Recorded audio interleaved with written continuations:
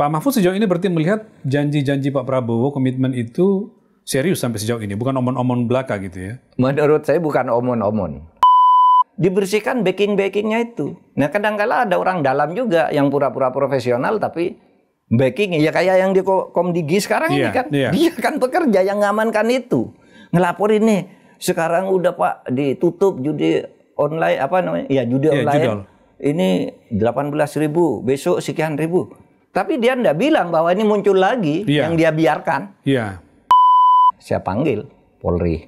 Kapolri. Iya, saya suruh bikin rumusan bahwa perjanjian perdata seperti ini tidak sah dan harus dianggap tindak pidana. Itu jam 11 rapat. Jam 4 sore 140 orang lebih langsung ditangkap kantor-kantornya di seluruh Indonesia. Bisa kok. Untuk menuntaskan ini, perlukah orang seperti Menteri Kominfo sebelumnya Pak Budi Ari juga dipanggil oleh polisi, diperiksa oleh polisi atau bagaimana? Karena kemungkinannya dua kalau terjadi itu. Satu, Anda lalai. Yang kedua, Anda sengaja. Kasus tersangkanya mantan Menteri Perdagangan Tom Lembong, Pak. Pak Mahfud melihat kasus ini seperti apa, Pak? Tapi lalu pertanyaannya bagaimana dengan menteri-menteri sebelumnya yang setelah itu justru lebih banyak mengimpornya? Nah, itulah yang harus dijelaskan oleh Kejaksaan Agung.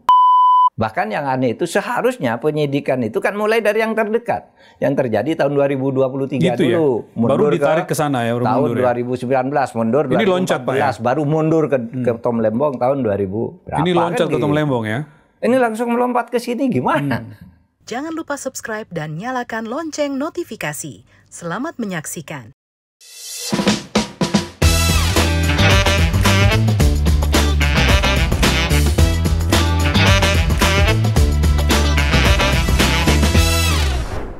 Halo, apa kabar Anda semua?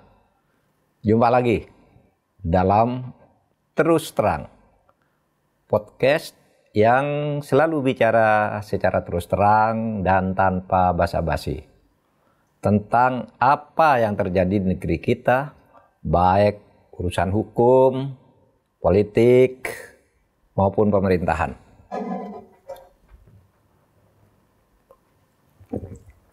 Ya, sepekan terakhir ya, ada sejumlah kejadian penting yang perlu kita diskusikan. Kelanjutan maklar kakap di Mahkamah Agung, yaitu yang mengangkut penangkapan 3 hakim di Surabaya dan panitera serta mantan pejabat Mahkamah Agung. Lalu ada kasus Tom Lembong, ada sindikat judi online yang ditangkap di pusat pengelolaan malah ya, di kantor Komdigi, di pusat pengelolaan digital yang seharusnya bisa mengamankan maka malah terjadi di sana. Dan juga ada perkembangan pemerintahan yang bisa kita dengar dari beberapa arahan dan statement-statement Presiden Prabowo.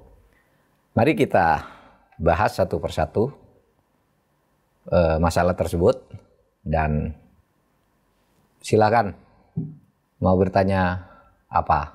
Baik, saya pertama-tama akan meminta komentar Pak Mahfud dulu tentang jalannya pemerintahan kita sekarang ini. Belum 1 bulan menjabat, Presiden Prabowo terus-menerus menyampaikan arahan, komitmen, janji-janji dia untuk memperbaiki Indonesia. Apa yang sejauh ini Pak Mahfud tangkap dan cermati dari pernyataan-pernyataan dan arahan Presiden Prabowo? Kalau saya melihatnya 2 hal ya. Satu, arahan-arahannya itu menurut saya bagus, tetap konsisten, pro rakyat ya. Tujuan negara membangun kesejahteraan rakyat selalu dia katakan. Lalu yang kedua, pemberantasan korupsi, penegakan hukum, dan juga demokrasi disebut. Ya meskipun ada embel-embelnya demokrasi kita. Tidak apa-apa demokrasi juga. Santun katanya. Ya, demokrasi santun.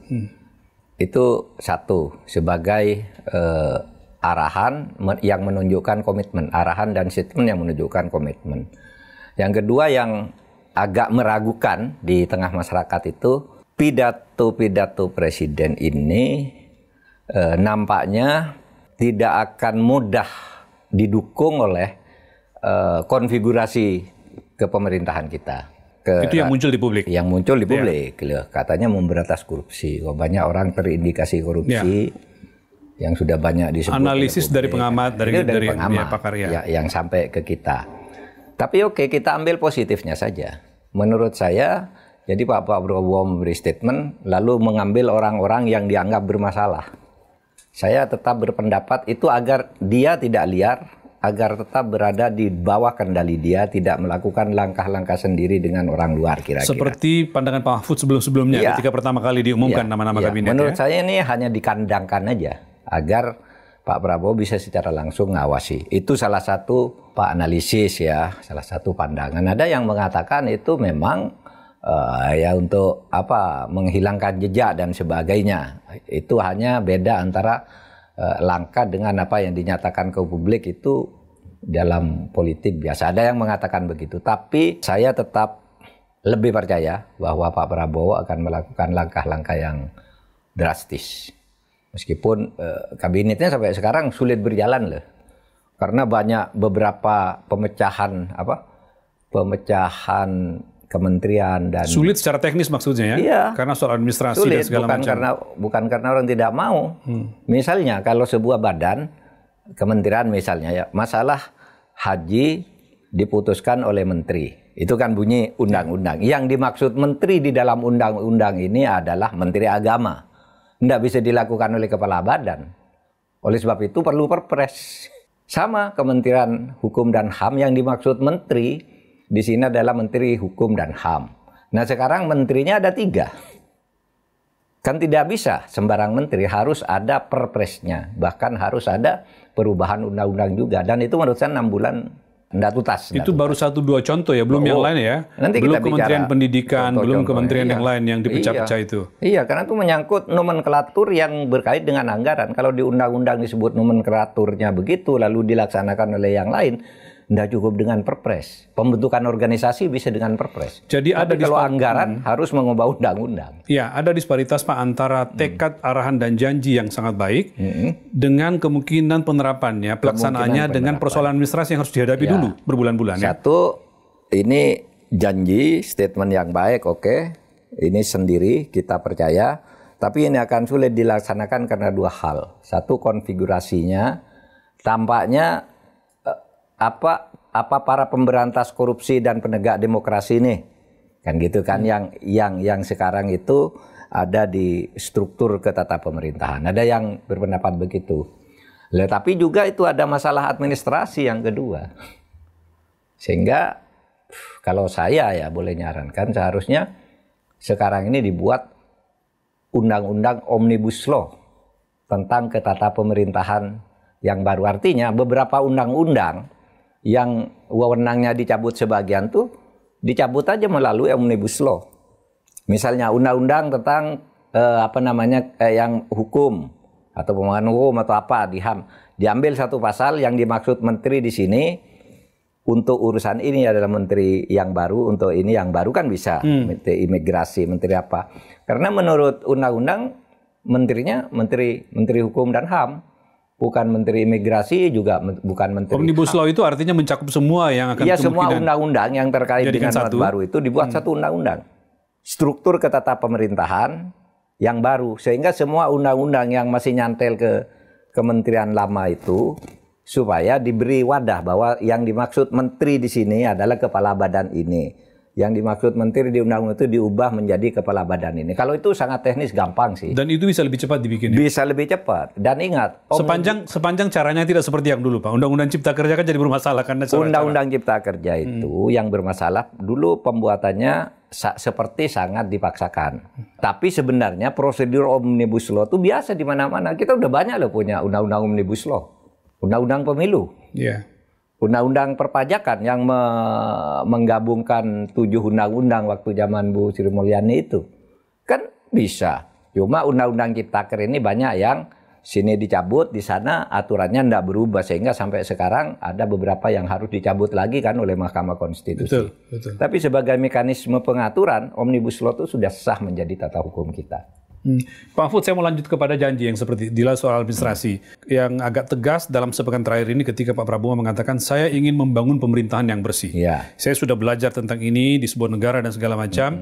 Rakyat kita akan makmur kalau pemerintahan itu bersih. Betul. Apa yang istimewa dari pernyataan Prabowo di mata Pak Mahfud soal ini?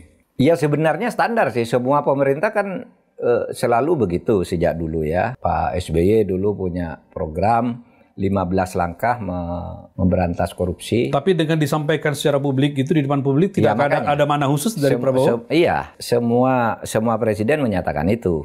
Pak Jokowi juga sama. Dan Pak Jokowi itu bagus lah sampai awal yang kedua itu langkah-langkahnya jelas itu.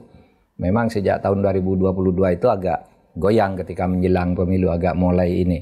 Tapi bagus, saya punya catatan-catatan bagus langkah-langkah awal Pak Jokowi terutama di awal periode kedua. Nah, Pak Prabowo itu keistimewaannya apa gitu ya. Satu, dia sudah menyatakan itu sejak jauh sebelum menjadi presiden. Betul. Ya, dan dia punya track record untuk itu. Dia seorang yang dikenal tegas, berani, dan sepengetahuan saya kayaknya tidak ada isu korupsi menyangkut Pak Prabowo. Mungkin dari amatan Pak Mahfud. Ya, dari amatan saya kan tidak ada kasus ya. Artinya apa? Dia tidak punya beban sebenarnya. Dia bisa segera. Dia tidak punya beban. Dia tidak punya beban. Tinggal sekarang bagaimana dia mengarahkan. Inilah saya selalu mengatakan penegak hukum itu selalu berhati-hati untuk menindak orang besar. Ya. Terkadang orang berlindung di balik presiden gitu. Ada yang bilang, wah ini orangnya presiden, ini tidak boleh, ini dan seterusnya. Ini menyangkut si A, si B.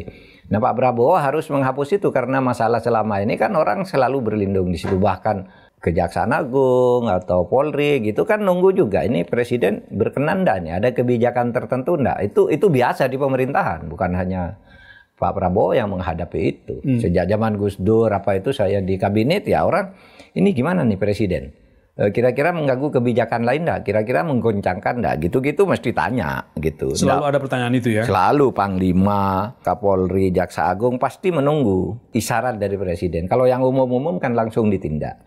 Dan sekarang menurut saya Kejaksaan Agung gitu sudah mulai kondusif ya untuk itu. Belum baik, benar, tapi sudah mulai berubah kan Kejaksaan Agung dalam 2-3 tahun terakhir ini. Nah kalau gitu saya mau meneruskan Pak, yang kata Bapak selalu menunggu arahan. Kejaksaan Agung kan kadang menangani sebuah kasus besar nih Pak. Maklar kakap yang tadi Pak Mahfud sampaikan di depan. Sampai sejauh ini, setelah minggu lalu kita menanggapi itu, belum ada perkembangan kasus ini. Seperti apa? Misalnya, yang muncul itu baru pada penetapan tersangka, misalnya pada ibunya Ronald Tanur, keluarga. Tetapi pada hakim-hakim di Mahkamah Agung yang mungkin diduga korupsi, atau kasus-kasus puluhan atau ratusan kasus yang pernah diatur oleh maklar Zaraf Richard ini, belum ada perkembangan. Apakah Jaksa Agung memang seperti Bapak, misalnya menunggu presiden atau bagaimana? Iya, menurut saya juga kaitan-kaitan dengan orang lain juga dihitung ya. Tetapi memang ini kan waktunya baru 2 minggu ya, yang Tanur ini. Ya. Ada yang sampai bertahun juga kan belum. Kalau baru 2 minggu mungkin wajar saja. Karena di KPK pun ketika KPK masih sangat kuat, juga ada yang sampai berbulan-bulan. Bahkan sampai orangnya meninggal juga belum. Jadi ini kita sementara menyimpulkan bagian dari kehati-hatian penyelidikan oleh Mahkamah Konstitusi.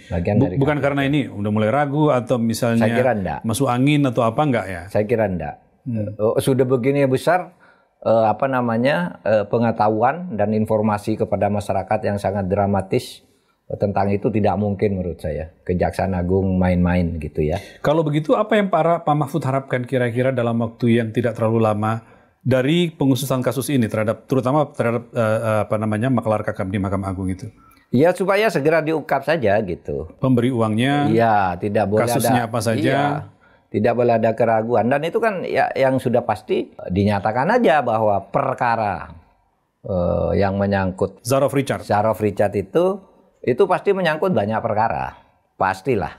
Itu kan ketangkapnya kan karena memburu kasus Tanur dulu, lalu ketemu di sini nih biang keladinya, datang nyambung ke sana itu, gitu ya. Lalu ketemu uangnya dan sesuai dengan pengakuan awal dari Zaraf sendiri kan ini untuk beberapa perkara.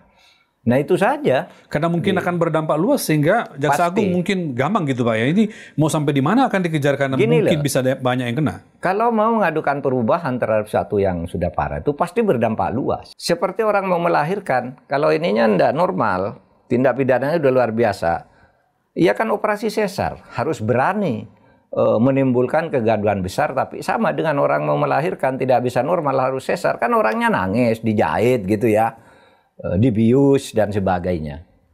Iya kan? Istirahatnya di rumah sakit lebih lama. Nah, kalau mau menyelesaikan harus gitu, harus ada sebuah operasi sesar.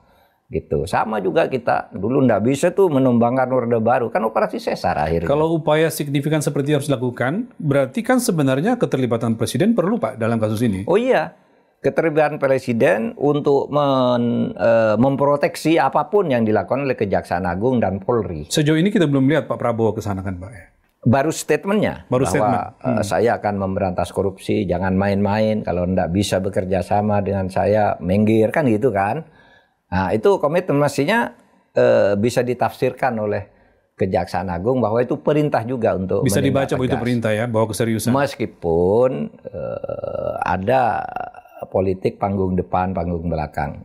Menurut saya sih, iya Kejaksaan Agung itu saya kira udah diberitahu oleh Presiden. Kamu harus apa, harus apa, harus apa. Artinya Pak Cuma Mahfud, yang kita harapkan arahan kepada Jaksa Agung, Kapolri dan Panglima itu yang kita harapkan itu sesuai dengan komitmennya. Kalau ada batasan-batasan tertentu itu bisa dimaklumi lah. Ini rawan terhadap situasi ini ya, diberitahu aja hati-hati cara menangani ini tuh biasa, itulah tugas Presiden. Pak Mahfud sejauh ini berarti melihat janji-janji Pak Prabowo, komitmen itu serius sampai sejauh ini, bukan omon-omon belaka gitu ya? Menurut saya bukan omon-omon, serius kan. Kalau dari pidatonya itu kan serius dia. Orang berpura-pura itu kan kelihatan ya dari latar belakangnya, setting situasinya. Kalau Pak Prabowo nampaknya kalau bicara yang soal pemberantasan korupsi, penegakan hukum dan kesejahteraan rakyat itu selalu serius karena selalu membawa data latar belakang. Terjadi lagi seperti ini, jangan terjadi lagi seperti ini, gitu. Itu serius. Sama yang terakhir ya 2 hari lalu, yang orang jangan terlalu banyak ke luar negeri lah gitu ya. Nah, itu Pak, itu juga saya mau tanyakan. Pak Prabowo lagi-lagi menunjukkan arahan kepada pejabat dan menterinya, jangan terlalu sering ke luar negeri. Pak Mahfud tuh jadi men-tweet itu, memunculkan itu di media sosial Bapak. Apa alasan Bapak melakukan itu? Ini Bapak? memang karena orang pergi ke luar negeri itu sekarang seperti mau rekreasi, bukan tugas, nggak ada urgensinya. Para pejabat negara ini? Iya, para Termasuk pejabat DPR ya? negara. DPR yang banyak.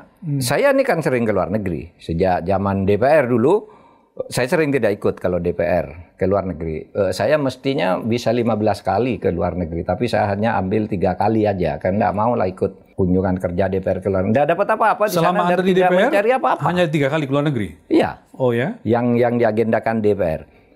Nah di DPR itu setiap tahun dapat jatah kunjungan kerja ke luar negeri. Setiap fraksi, setiap komisi, ya kan? Setiap komisi. Kadangkala orang bisa menggarap RUU. Satu RUU nih bisa ke luar negeri, pansusnya atau komisinya ke luar negeri untuk studi banding. Sehingga saya pernah melakukan hal saya tuding ini konyol gitu.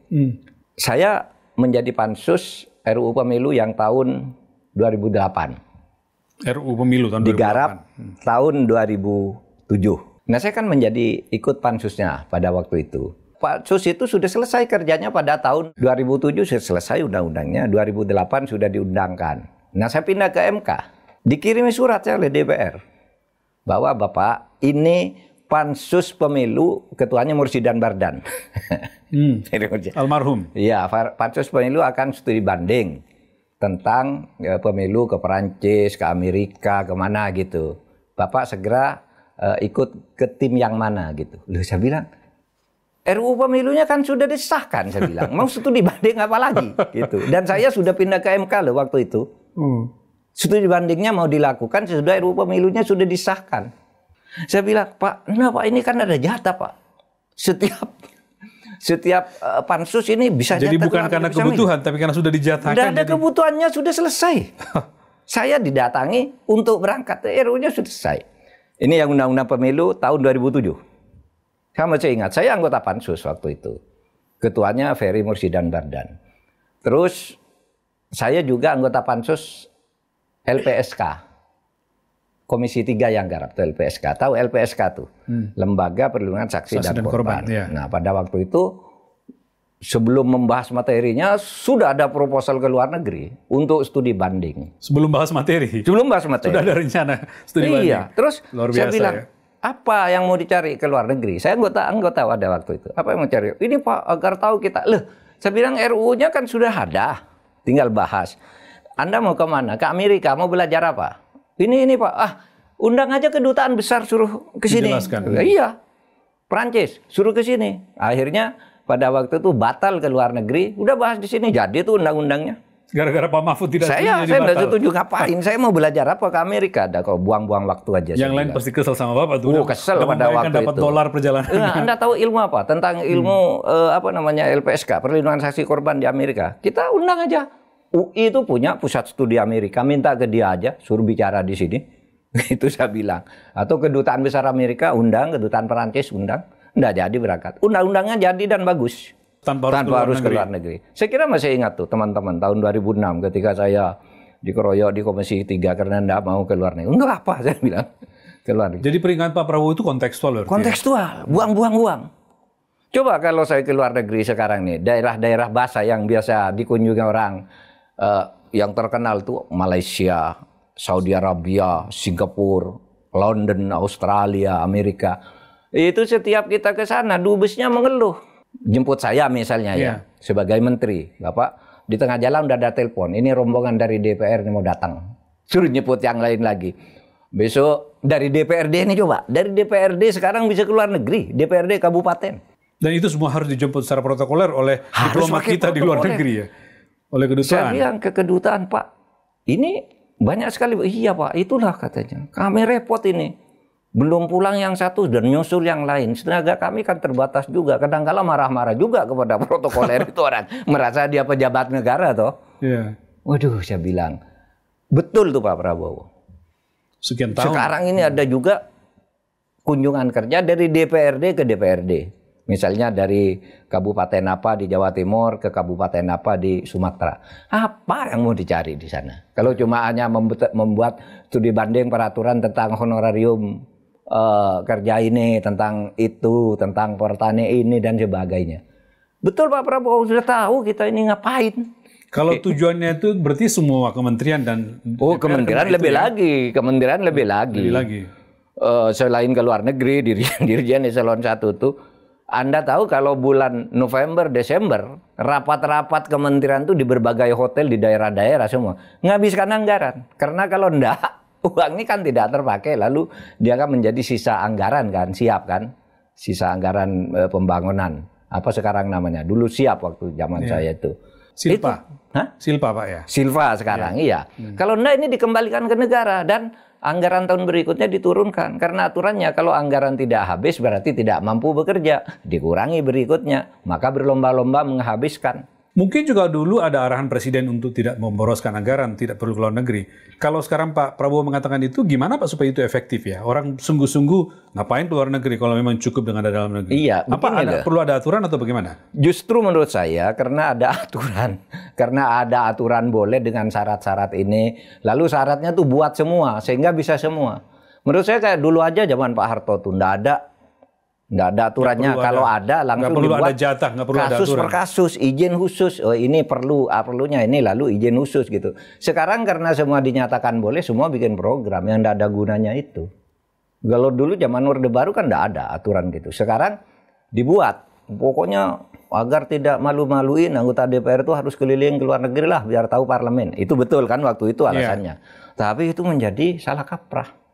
Wah DPRD sekarang, Mas pernah ada satu partainya kecil, ya kunjungan kerja bersama saya ke Paris.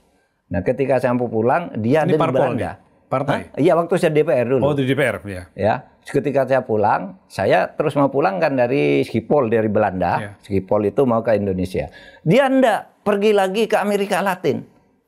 Jadi sampai berapa hari dia enggak pulang karena partainya kecil dan setiap partai itu harus ada wakilnya.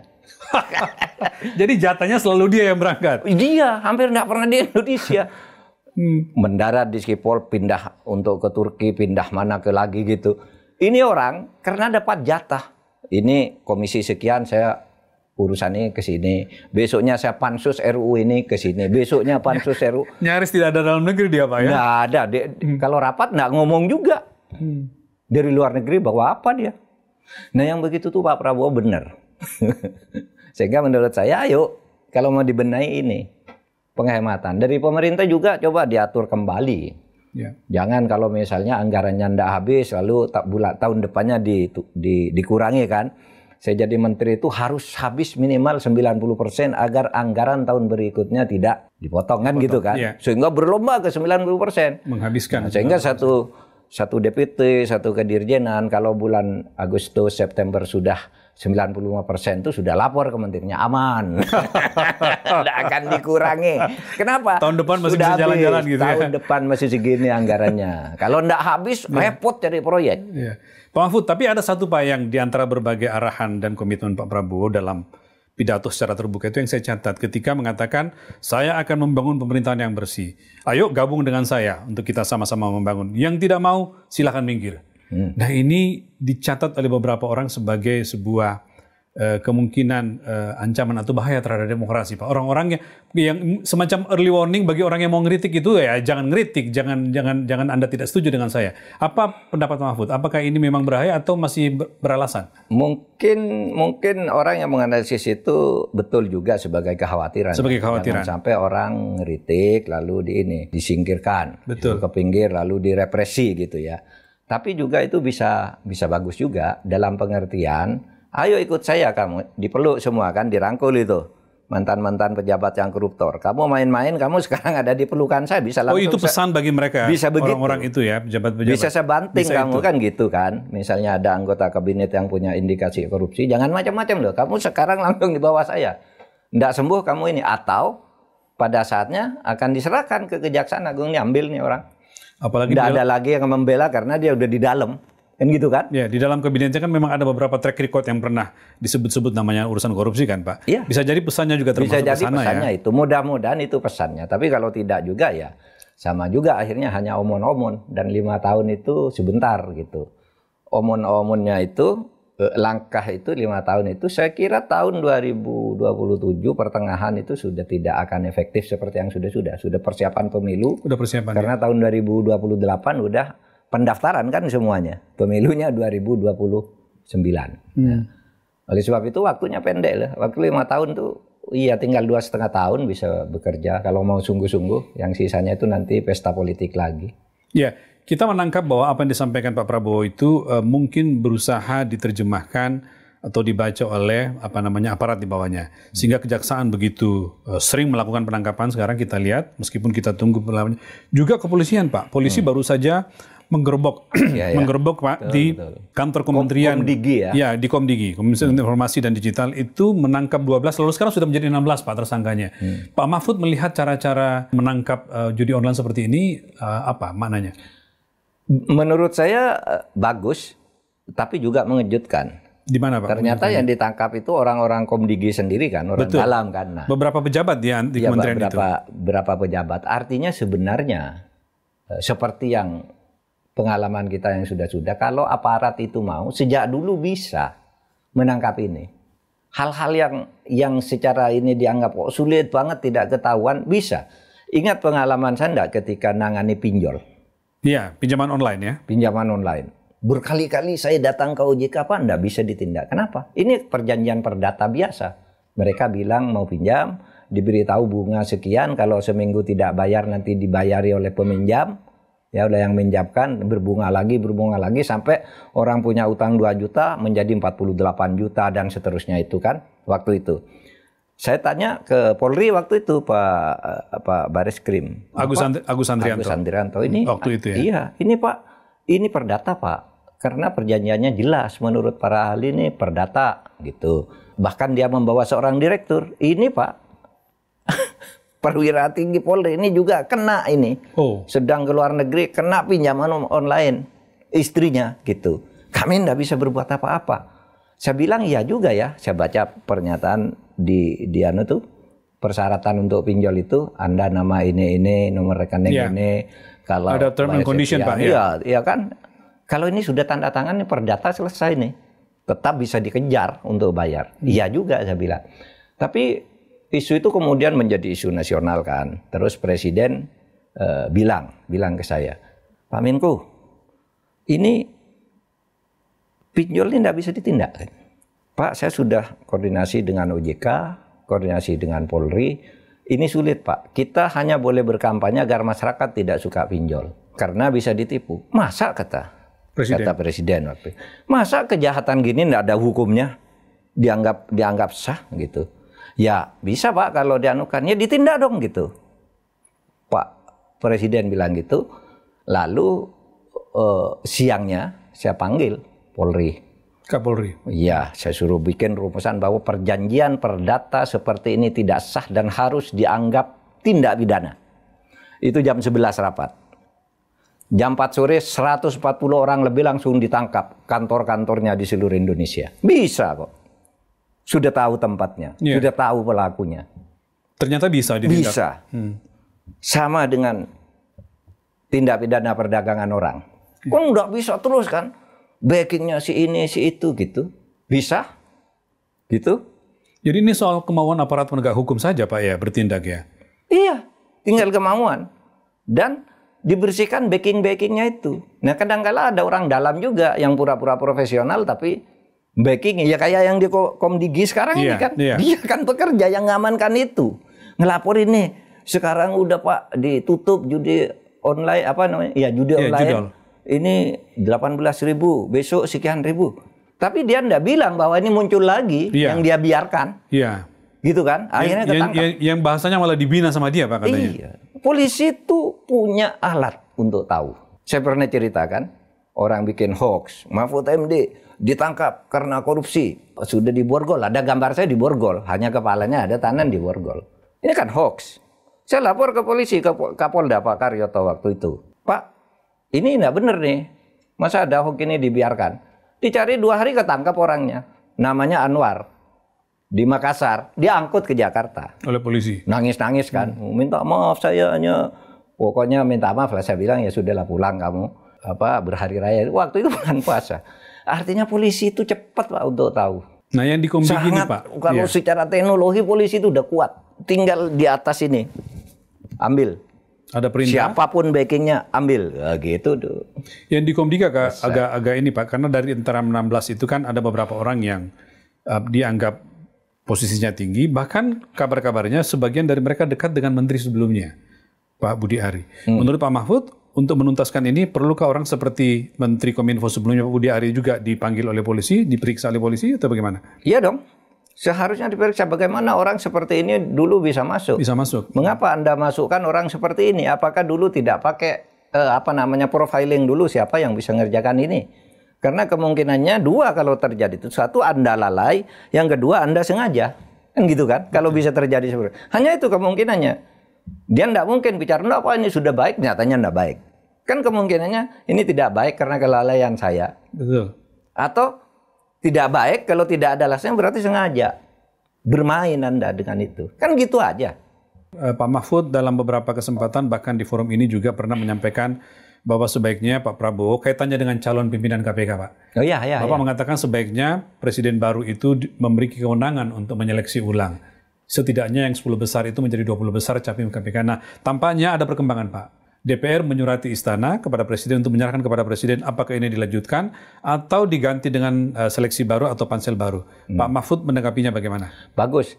Saya mulai dari aturannya dulu. Aturannya yang dilakukan oleh Pak Jokowi itu benar, tetapi itu tidak sesuai karena waktu aja, bukan karena kesengajaan. Tidak sesuai dengan putusan MK. Putusan MK itu mengatakan KPK itu harus bersama pemerintah yang periode yang sama. Betul. Kan gitu kan? Presiden baru juga. Iya kan? Itu perintah.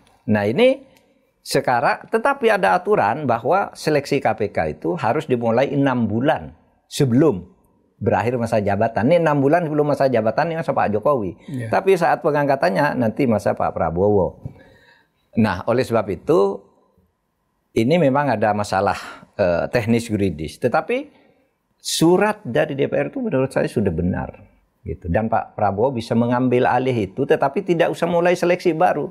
Ini kan yang saya baca mungkin saja ada tim pansel baru, bisa jadi ada pansel baru. Kata Menkumham. Menurut saya itu bisa jadi memang, tapi menurut saya tidak perlu. Pak Prabowo tidak ngelanjutin. Yang kemarin diajukan 10 itu ditarik lagi, kembali ke yang 20. Yang hasil akhir dari pansel itu. Nah, Pak Prabowo bisa memilih kembali 10 dari yang 20. Itu tidak melanggar hukum. Karena nanti masih tanggal 19 Desember, masih lama. 1,5 bulan lagi dari sekarang. Kalau cuma membalas, ini yang 10 kemarin, saya ambil dari 20 lagi, saya acak ini, pilih ke DPR. Dengan begitu pilihannya lebih bisa selektif ya, iya. Bisa menghasilkan capim yang lebih berkualitas. Itu kan sejak awal saya usulkan begitu aja. Nggak usah mulai dari awal, nanti timbul isu lagi tentang panselnya tidak objektif, timbul lagi ini harus dibuka pendaftaran dari awal, macam-macam. Udah ini aja, udah prosedurnya benar, tinggal penyesuaian waktu itu dan selanjutnya tidak akan terjadi lagi. Pada tahun berikutnya kan gitu bisa ya.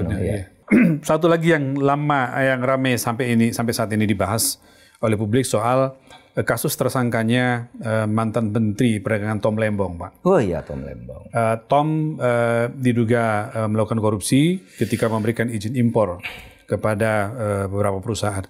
Pak Mahfud melihat kasus ini seperti apa, Pak? Karena kan pertanyaan orang, itu kewenangan Pak Tom ketika menjadi menteri. Lalu itu kebijakan, kenapa kebijakan harus dipersoalkan? Itu bukan urusan pidana. Ada alasan yang mengatakan begitu. Pak Mahfud sendiri melihat bagaimana? Ini pandangan picik saya, pandangan sempit saya.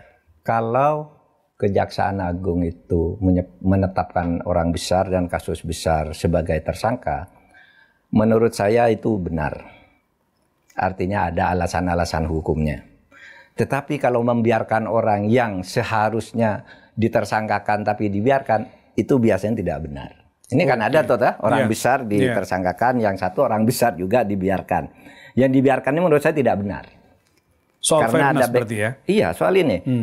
Oleh sebab itu kasus Tom Lembong misalnya. Menurut saya Kejaksaan Agung sudah benar menjelaskan. Satu, melanggar hukum, ya kan? Karena pada waktu itu tidak boleh ada impor dalam situasi berlimpah, dan kalau impor harus dengan pertimbangan tertentu dan jumlah tertentu melalui BUMN. Itu menurut keterangan Kejaksaan Agung selama ini ya? Aturannya begitu dan itu tidak dibantah juga. Meskipun diakui oleh Kejaksaan sampai saat ini tidak ada bukti aliran dana atau transfer kepada Tom. Yang kedua, ya, satu melanggar hukum. Dua, menguntungkan diri sendiri atau orang lain. Dia udah menguntungkan. Tidak harus dianya. Tidak harus ke Tom Lembong. Dia menguntungkan perusahaan yang melakukan impor atas rekomendasi atau atas penunjukan oleh Pak Tom Lembong itu. Tapi Pak, keputusan itu kan selalu ada yang diuntungkan, ada yang dirugikan. Oh iya, makanya diselidiki dulu. Karena kenapa itu kok melanggar aturan? Atau memperkaya mungkin bahasanya ya, memperkaya pihak lain, Pak, bukan menguntungkan. Memperkaya diri sendiri. Pihak lain atau korporasi. Orang lain atau korporasi. Dia kan memperkaya perusahaan. Dapat keuntungan dari harga 13.000 di pasar, dijual 16.000 kan. Sehingga yang punya lokal yang berlimpah itu tidak laku. Itu kan sudah menguntungkan orang lain. Gitu ya. Nah, itu yang harus disidik. Iya. Kerugian negara pasti ada dari proses-proses itu, apa kerugian negaranya. Jadi orang salah kalau mengatakan harus ada aliran dana.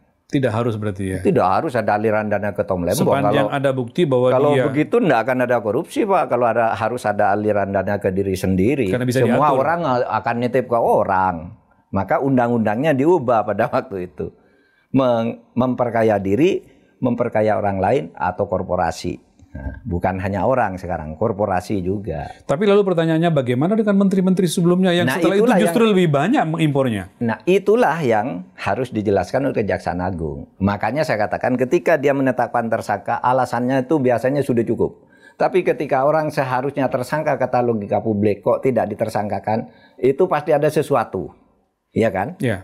Iya, karena orang nitip uang, kan uang korupsi jelas tuh, yang nitip uang 27 miliar tuh. Masa ada uang korupsinya, enggak ada koruptornya? Ya, waktu itu jaksanya pengacaranya mengembalikan uang 27 miliar ya. Sampai sekarang enggak ada kelanjutannya. Enggak ada kita. Ini uang enggak benar gitu. Lalu cuma dibiarkan begitu saja. Ini uang korupsi pasti. Ada korupsinya, enggak ada koruptornya. Nggak masuk akal kan? Kasus dan itu banyak. Gitu. Banyak dalam pengertian. Misalnya yang kasus yang dilakukan seperti Tom Lembong yang jauh lebih besar dari itu kan banyak juga yang harus dijelaskan. Kenapa ini tidak? Kok ini ditangkap dengan jumlah yang kecil? Soal fairness gitu Pak ya? Iya, soal fairness. Nah itu penegakan hukum kalau pakai pilih kasih, tebang tajam ke musuh, tidak kepada teman, itu yang bahaya bagi negara hukum. Jadi tidak berlebihan kalau orang mengatakan ini ada unsur politisnya sebenarnya ya? Ya tidak berlebihan. Mungkin tidak unsur politis, tapi kalau orang mengatakan ini pasti politis, ya tidak bisa disalahkan orang. Kalau memang tidak, jawab dong. Kenapa si A itu kan lebih banyak izinnya. Si B, si C, semuanya melakukan itu di kementerian yang sama.